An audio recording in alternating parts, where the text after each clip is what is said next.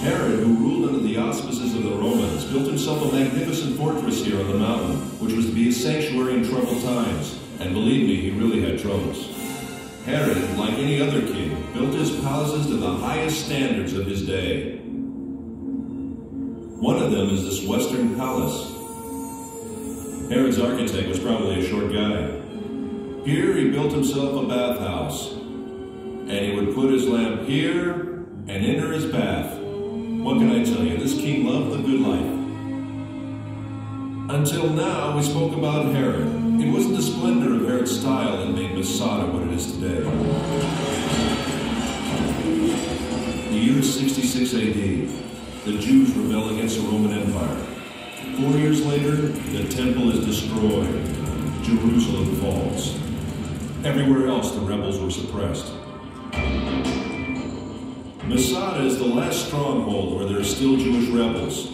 And believe me, they didn't need Herod's palaces. The rooms in the wall were divided and used as living quarters. They lived from food in the storerooms, and they drank water from the cisterns, kindly left behind by Herod long ago. Right from the beginning of the excavations, signs of the rebels were found elsewhere, in the palaces, in the ritual baths, and in particular in the wall.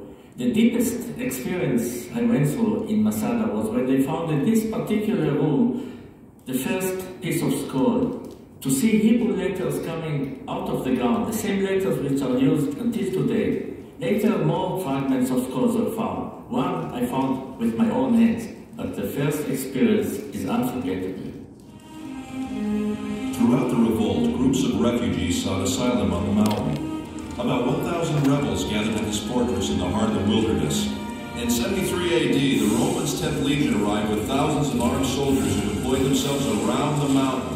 An enormous war machine. And the movies do it best, after the Romans, of course. The Romans built an attack ramp. The besieged rebels rolled stones down it. The Romans lift a tower to the top of the ramp, equipped with a battering ram to smash the wall. The besieged erect a wood and earthen wall to sustain the blows of the battering ram. The Romans burn it, but the wind almost burns their own tower. Then the wind veering as if by divine providence to the south, blowing with full force in the opposite direction, flung flames against the wall, which now was all ablaze. And in the evening, when the wall was burnt and breached, the Roman army returned to its camps, assured that the whole affair would be over by morning. But Eleazar had ideas of his own. This is it, the last night. My friends, we've reached the climax of the drama. However, unlike the movie, here apparently the events actually took place. And here at Masada, men with families were forced to decide slavery or death. Eleazar had no doubts, but he had yet to convince his comrades in arms. Ladies and gentlemen, the speech of Eleazar.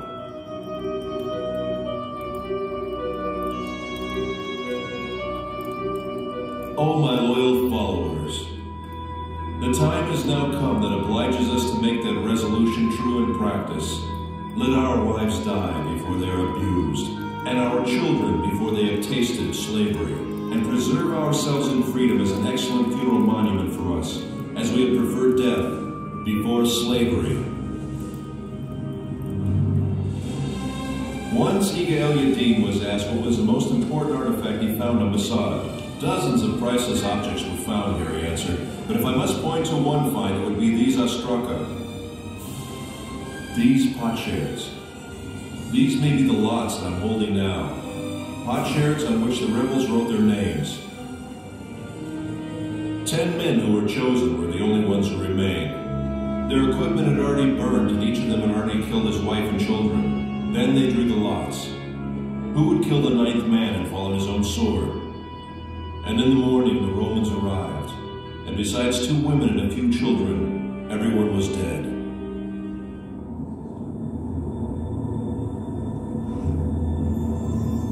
After the drama came silence. The silence was broken in the 5th century for nearly 200 years by a community of Byzantine monks. 1,200 years later, the first explorers came and rediscovered the mountain. Then the members of the youth movements, seeking a symbol of Jewish heroism, discovered Masada and adopted the mountain. After them came the hikers and the tourists. Masada had become a focus of pilgrimage. Professor Netzer, what do you really think about the act of courage that ended in suicide? Maybe it's the utmost courage to prefer death to a life of slavery. So it's death or freedom? Yes, death as a free man or slavery in the hands of the Romans. Which choice would you make? No matter what, Masada has become a symbol of staunch resistance against a fierce enemy. And if it is a symbol, then perhaps this might be some kind of victory.